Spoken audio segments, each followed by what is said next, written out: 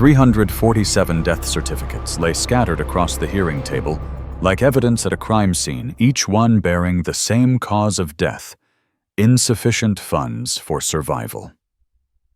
Jasmine Crockett had just transformed Kevin McCarthy's sterile budget presentation into a paper graveyard where Maria Santos died rationing.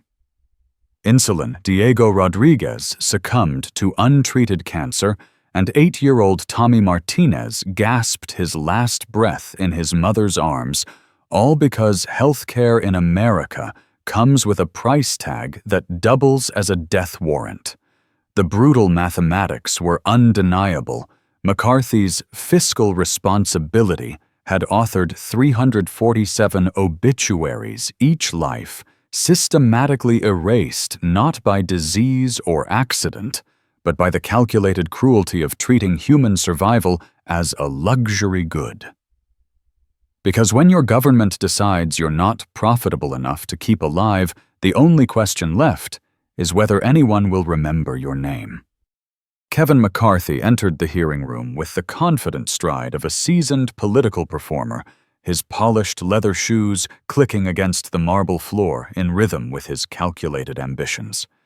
He carried himself with the bearing of a man who had spent years transforming uncomfortable truths into palatable political narratives, his every gesture choreographed for maximum credibility.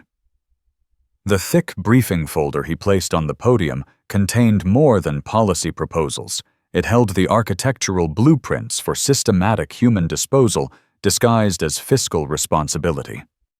Behind him, the wall-mounted screen flickered to life with his opening slide, its crisp graphics and professional typography designed to inspire confidence rather than scrutiny.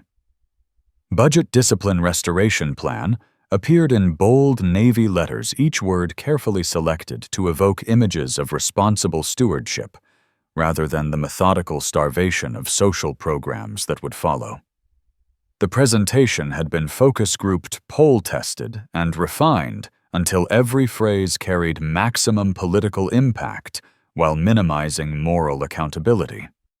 McCarthy's voice carried the practiced smoothness of countless similar performances, his tone calibrated to project calm rationality while systematically dismantling the social safety net that kept millions of Americans alive. He spoke of SNAP food assistance facing optimization measures, a euphemism that transformed the starvation of families into an efficiency improvement.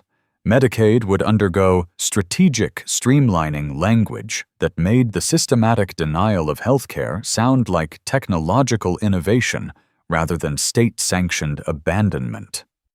The slides that followed painted their deceptive picture with meticulous precision. Charts displayed percentage reductions in soothing blue and green tones, their visual appeal designed to distract from the human carnage they represented. SNAP benefits would be reduced by 18%, affecting 12 million Americans, but described as eliminating redundancies. Medicaid faced a 12% cut, stripping healthcare from millions, while being rebranded as empowering state flexibility. Meanwhile, defense spending would increase by 5%, presented as essential security investments that would funnel billions to military contractors who had funded McCarthy's rise to power. Each euphemism had been selected with surgical precision. McCarthy never spoke of cutting programs, he discussed right-sizing them. He avoided mentioning benefit reductions, preferring targeted efficiency improvements.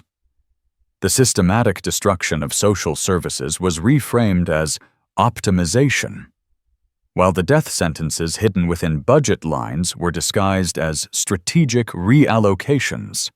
His vocabulary created a parallel universe where cruelty became kindness, where abandonment became empowerment, where systematic murder became fiscal responsibility.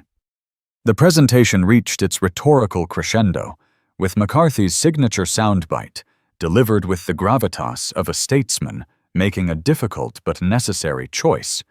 We cannot continue to be everything to everyone. The phrase appeared on screen in oversized font, designed for easy memorization and endless repetition across conservative media outlets. It was a masterpiece of political deflection, transforming the government's fundamental obligation to protect its citizens into an impossible burden that no reasonable society could bear. McCarthy's eyes swept the room with practiced confidence as he delivered his closing remarks about sustainable futures and generational responsibility. He had performed this routine countless times before the systematic conversion of human suffering into political talking points, the transformation of mass death into budget optimization. His smile carried the satisfaction of a man convinced he had successfully sold murder as mercy, convinced that his audience would accept the premise that some Americans simply deserved to die for the greater good of fiscal discipline. But across the chamber, Jasmine Crockett sat in calculated silence, her pen moving with methodical precision across her notepad. She recorded each statistic, each euphemism, each carefully crafted lie with the focus of a prosecutor building an airtight case. Her expression revealed nothing, no shock, no outrage, no surprise, only the cold determination of someone who understood exactly what she was witnessing and knew precisely how to dismantle it. Crockett's silence was not passive observation, but active preparation. While McCarthy performed his routine of transforming atrocity into acceptable policy, she was documenting every word that would soon be used to hang him.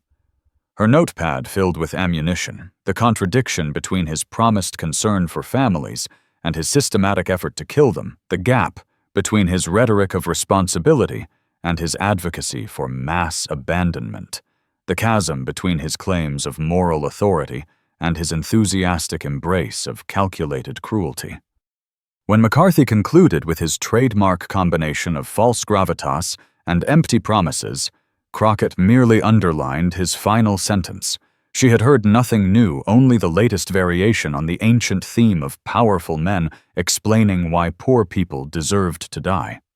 But she had also gathered everything necessary to transform McCarthy's moment of triumph into his complete destruction. The chamber's atmosphere remained thick with McCarthy's manufactured confidence, his supporters exchanging satisfied glances and subtle nods of approval. They believed the performance had succeeded, that difficult truths had been successfully repackaged as reasonable policies, that the systematic murder of the poor had been transformed into responsible governance.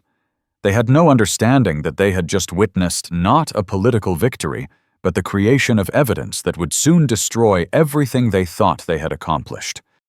In her notepad, Crockett had circled McCarthy's central lie in red ink. "We cannot continue to be everything to everyone." Beside it, she had written a question that would soon reshape the entire conversation and expose the moral bankruptcy at the heart of conservative governance. Then who are we, and for whom do we exist? The transformation of the chamber's energy when Crockett's turn arrived was palpable, like the shift in atmospheric pressure before a devastating storm.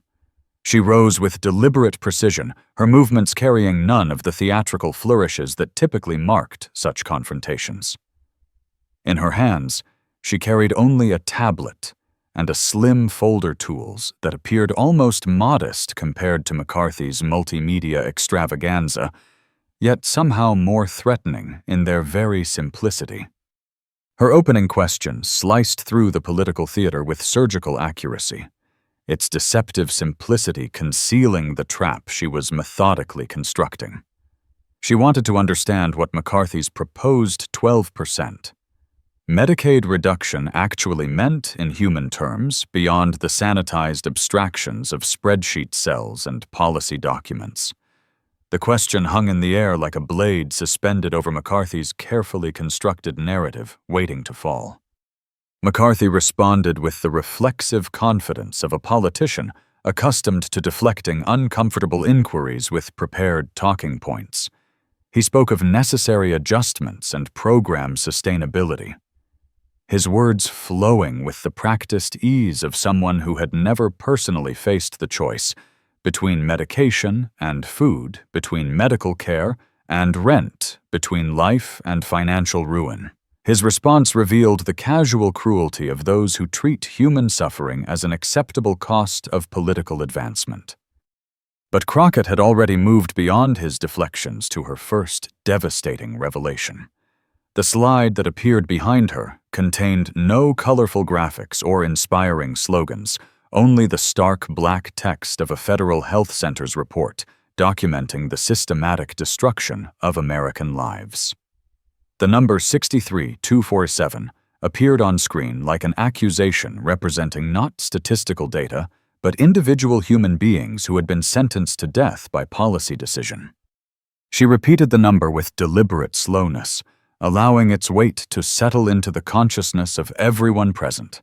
These were not abstract policy impacts or theoretical projections, they were 247 Americans who had been systematically stripped of their right to survive, each one condemned by the kind of fiscal mathematics that McCarthy had just enthusiastically endorsed. The number transformed from statistic to indictment, from data point to death count. Her second slide presented documentation from Florida that shattered any remaining pretense about the harmless nature of budget cuts.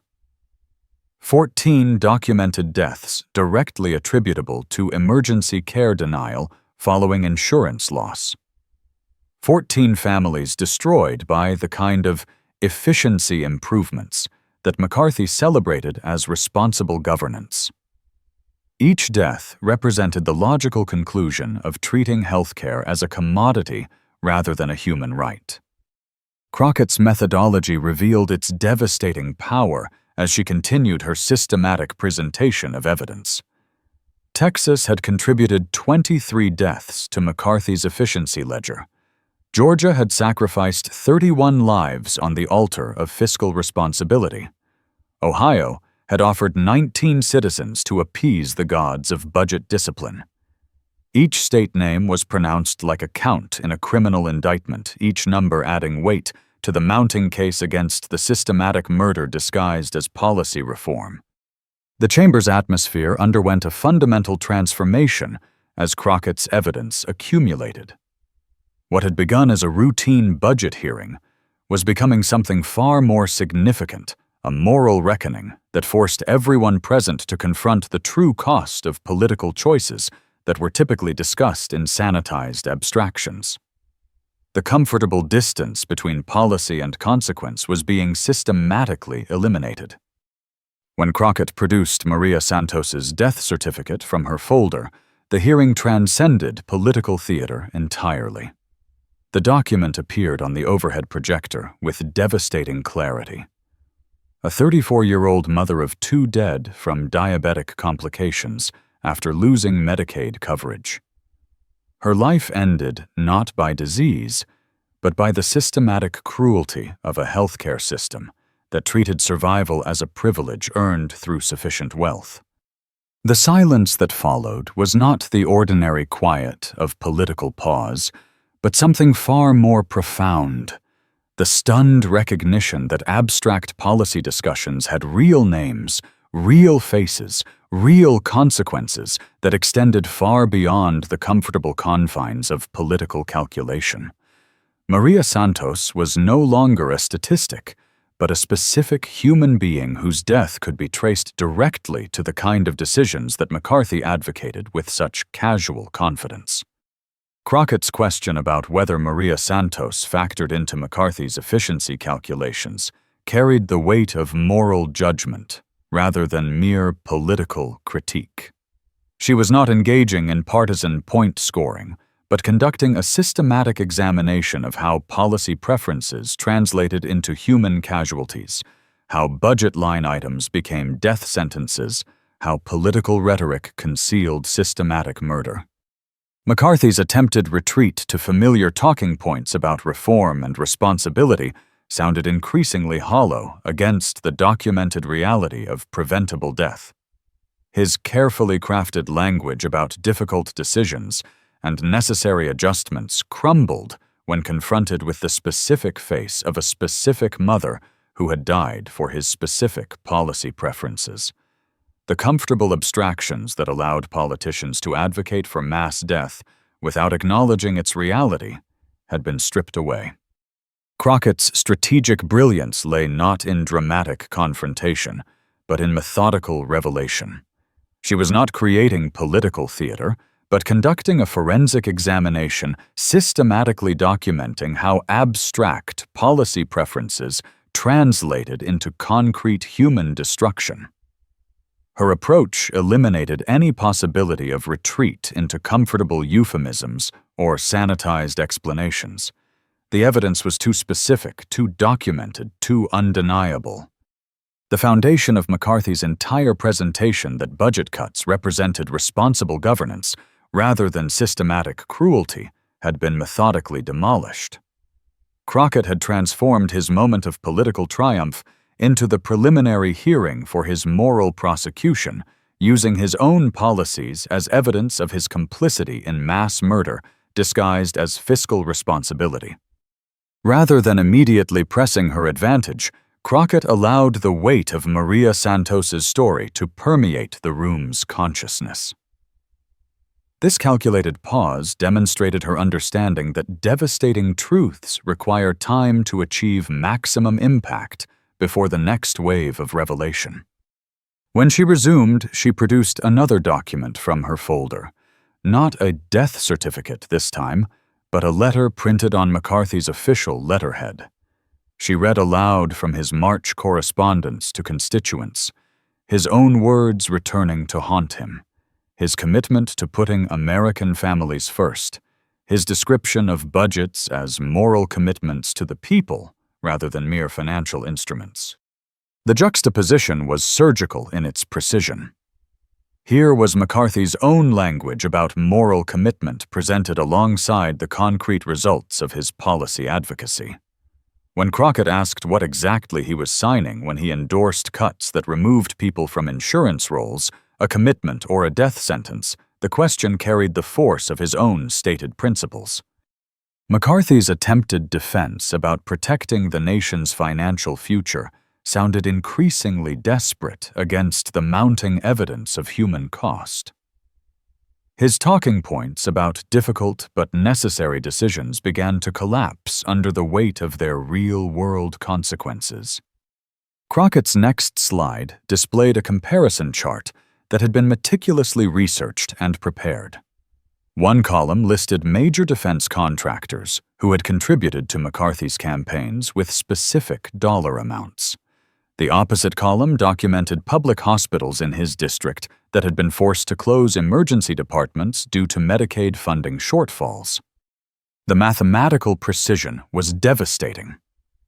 $5 million in defense industry campaign contributions matched against 12 public hospitals cutting emergency services. This was not speculation or political rhetoric, but documented fact connecting money flows to policy outcomes to human suffering with irrefutable clarity.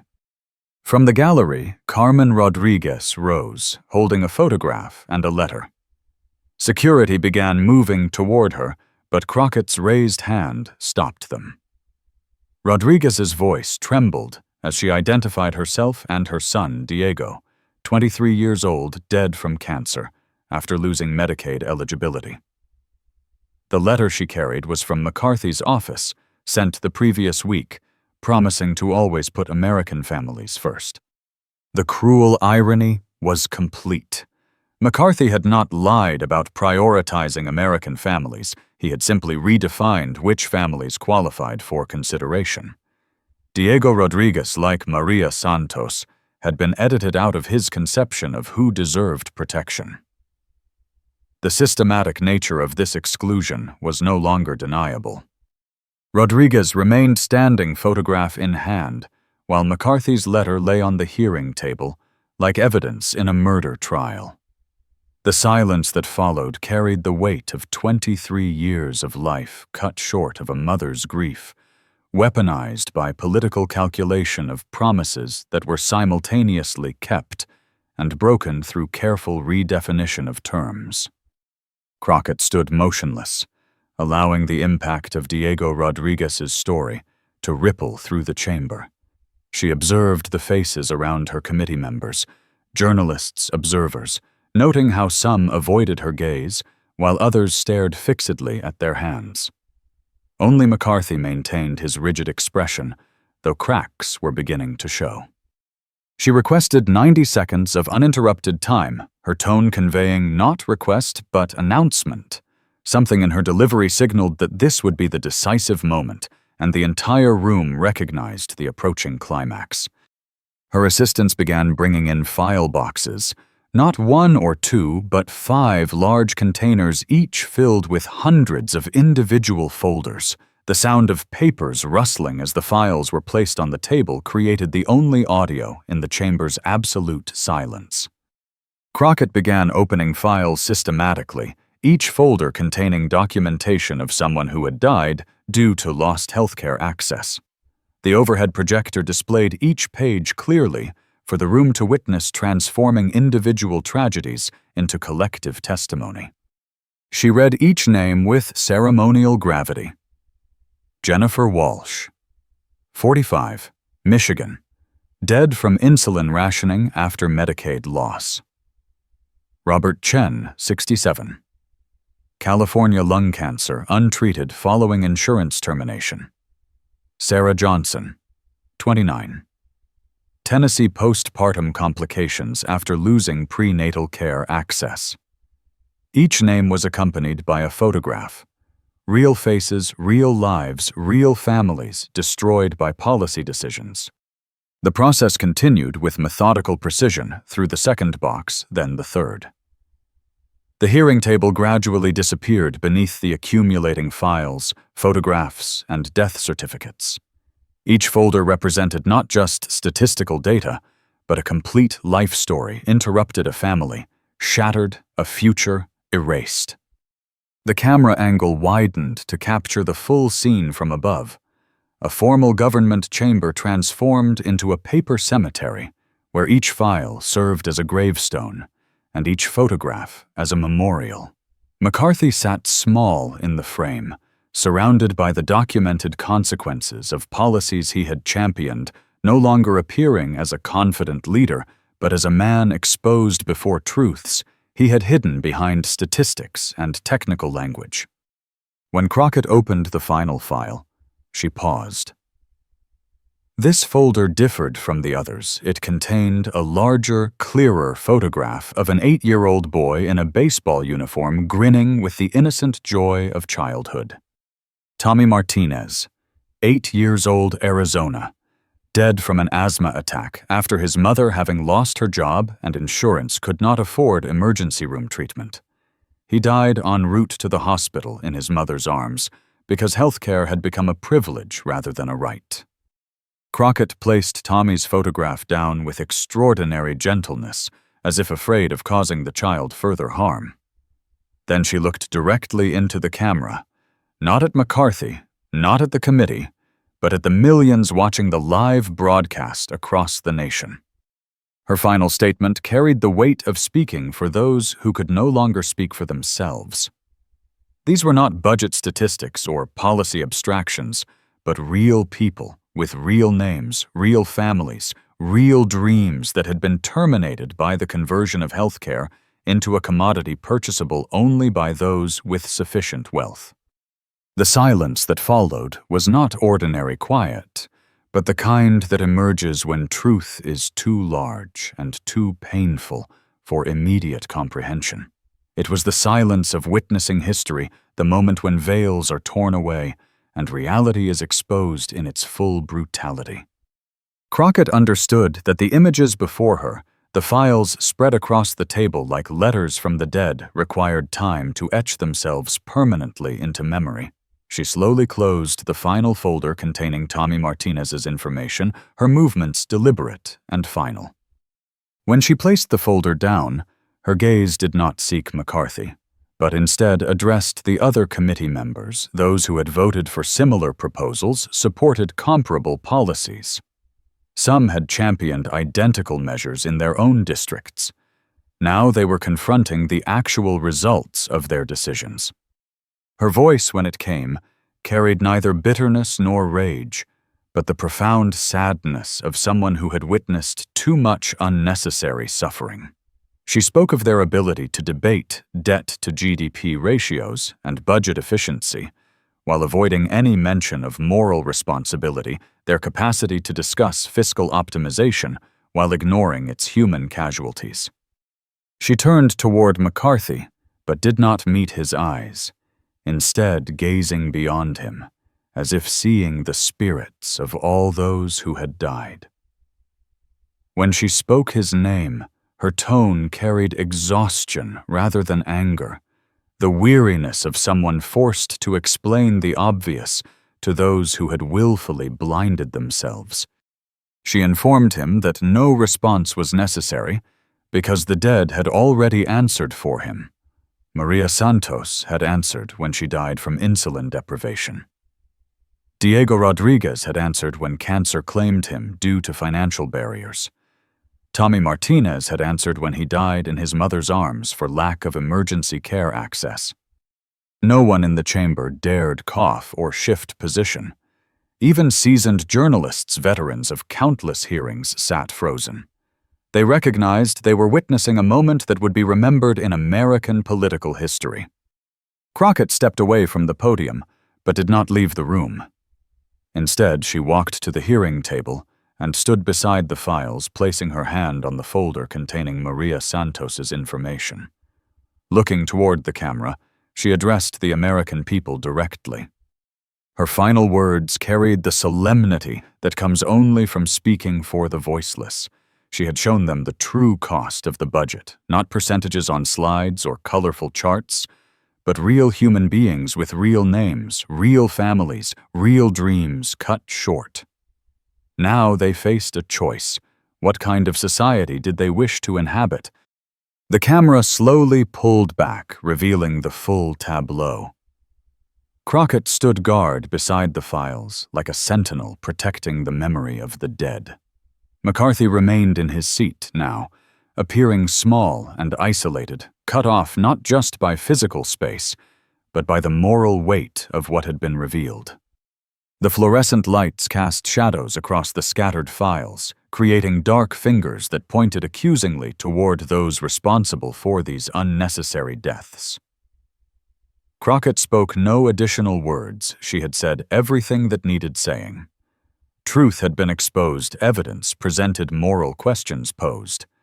What remained was for the American people and the conscience of lawmakers to decide.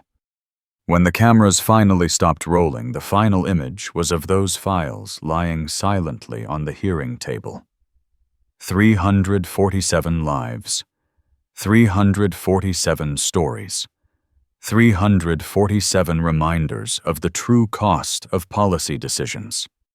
In the days that followed, this image would be shared millions of times across social media, appear on every major newspaper's front page, and become the symbol of a moment when truth triumphed over political spin.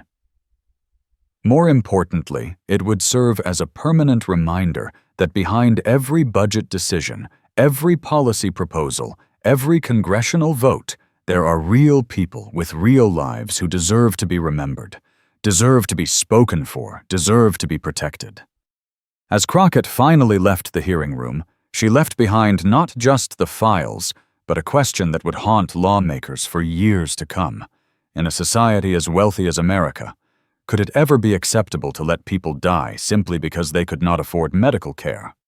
Truth, as Crockett had demonstrated, requires neither adjustment nor polish. It needs only to be faced directly confronted with honesty and courage. Sometimes that is all that is necessary to change the world.